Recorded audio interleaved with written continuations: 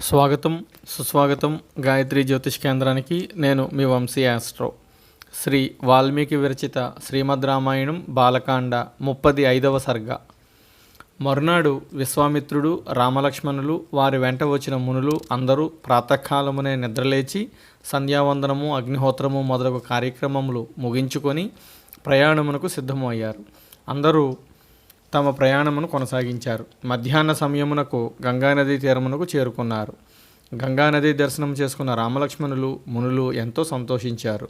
వారందరూ గంగానదిలో స్నానములు చేసి పితృతర్పణములు విడిచారు. మధ్యాహ్న భోజనములు అయిన తర్వాత అందరూ విశ్వామిత్రుని చుట్టూ కూర్చున్నారు.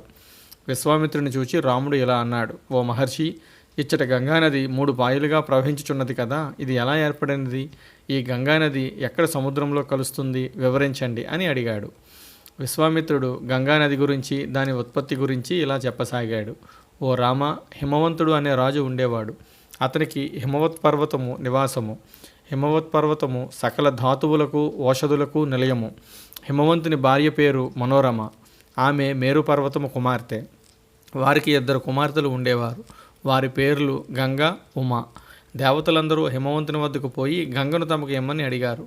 లోకముల యొక్క మేలు కోరిన హిమవంతుడు తన పెద్ద కుమార్తె గంగను దేవతలకు ఇచ్చాడు. గంగ దేవతలతో పాటు వెళ్ళిపోయింది. హిమవంతుని 2వ కుమార్తె ఉమ తపస్సు చేయడం మొదలుపెట్టింది. హిమవంతుడు తన 2వ కుమార్తె ఉమను మహాశివునికి ఇచ్చి వివాహము చేశాడు. గంగ, ఉమ అక్కా చెల్లెలు. గంగ ఆ ప్రకారము దేవతల వెంట ఆకాశమునకు వెళ్ళింది. ఉమ శివుని వెంట కైలాసమునకు వెళ్ళింది.